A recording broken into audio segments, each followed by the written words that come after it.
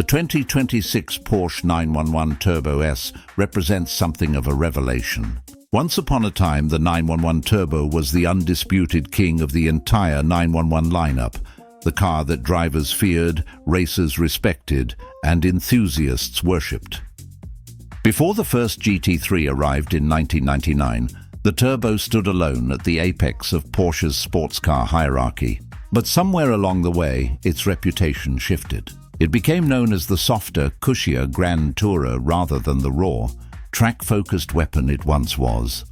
The 992.2 generation Turbo S is here to change that narrative entirely. With 701 horsepower on tap and a Nürburgring lap time of 7:03.92, this car now nips at the heels of the newly refreshed GT3, which clocked 6:56.2. That 7-second gap might seem substantial, but consider this. The Turbo S weighs 3,129 pounds compared to the GT3's 3,278 pounds. That's a 551 pound disadvantage, yet it's only 7 seconds slower around one of the world's most demanding circuits. That's nothing short of remarkable. But here's the challenge Porsche faced. This is still a Turbo S. It must remain luxurious, refined, and capable of crossing continents in supreme comfort. It needs all-wheel drive for all-weather capability and enough civility for daily driving. So how does Porsche reconcile track-decimating performance with grand touring refinement? The answer is technology, specifically hybrid technology. The new Turbo S adopts a modified version of the T-hybrid system introduced in the Carrera GTS, and it transforms everything. This isn't just about eliminating turbo lag, though it does that spectacularly. The high-voltage electrical system enables an entirely new generation of chassis technology that fundamentally changes how this car behaves. Let's start with the chassis, because that's where the magic really happens. The T-hybrid system runs on 400 volts, which allows Porsche to implement their dynamic chassis control system, or PDCC. This isn't your typical active anti-roll bar setup. Most systems simply vary between full stiffness and full decoupling, but PDCC uses hydraulic rams in place of all 4 sway bar end links, allowing the system to actually push against cornering forces. One side pushes against body roll while the other actively pulls the car downward. The target is approximately 1.5 degrees of roll per 1 g of lateral acceleration, but the system constantly adapts based on cornering conditions. At turn-in, the front bar softens while the rear stiffens to promote rotation. At mid-corner and exit, they gradually swap roles, with the rear becoming softer for better traction. It's sophisticated, seamless, and incredibly effective. Now, let's talk about the turbos, because this is a Turbo S after all. Unlike the Carrera GTS with its single large turbocharger, the Turbo S returns to a traditional twin-turbo layout. The center housing of each turbo contains the same electric motor generator as the GTS, but the turbos themselves are substantially smaller. Where the GTS uses an 83mm compressor and 80mm turbine wheel, the Turbo S employs twin 73mm compressors and 65mm turbines. This allows for quicker spool-up and more responsive power delivery. The engine itself is the new 9A3 generation 3.6-litre flat 6, nearly identical to the GTS version. For the Turbo S application, Porsche slightly reduced the compression ratio and optimized the piston shape for the increased output, but fundamentally, it's the same power plant. The 8-speed PDK transmission with its integrated electric motor is also carried over from the GTS. But here's where things get interesting. Because of the twin-turbo setup and enhanced energy recuperation, the electric motor produces 80 horsepower compared to the GTS's 54. The T-hybrid system works brilliantly.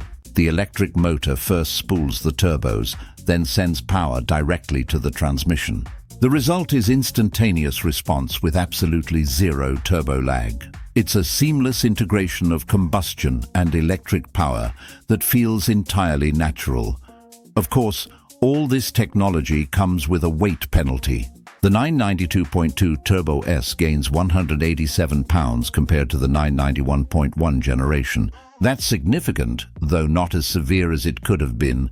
The GTS only gained 110 pounds with its hybrid system. The Turbo S does include more standard equipment, including the PDCC system that's optional on the GTS, which accounts for some of that additional mass.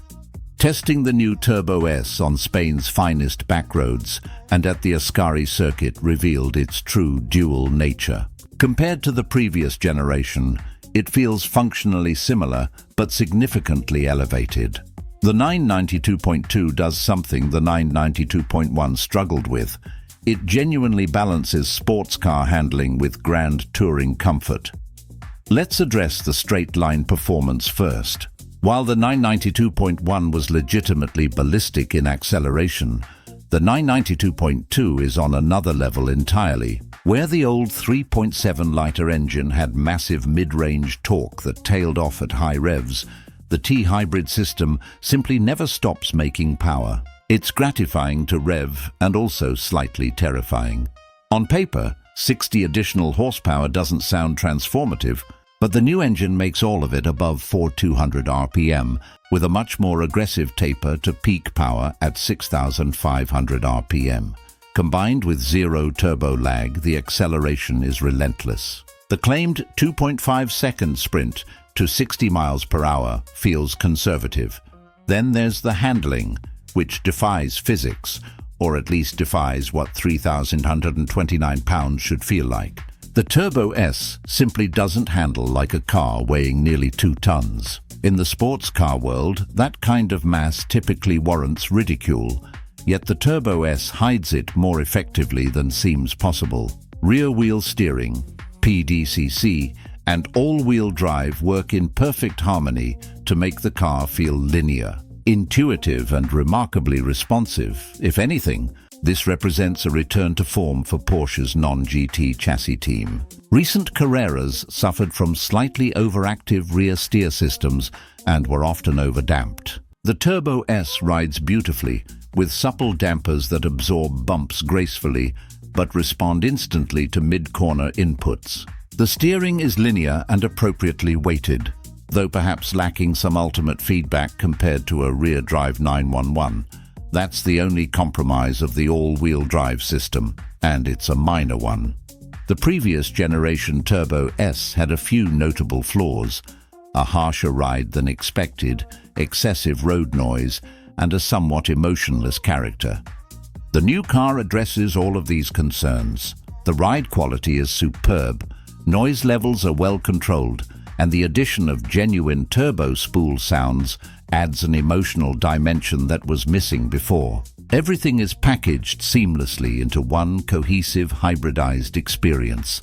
There's really only one significant drawback: price. The 2026 Turbo S starts around $270,000, and a well-equipped example will easily approach $290,000 or more. That's serious money, the kind that opens up the market to exotic supercars. At this price point, buyers could consider numerous alternatives, many of which offer greater visual drama and exclusivity. As always, the Turbo S delivers supercar performance and exceptional driving dynamics, but without the supercar wow factor.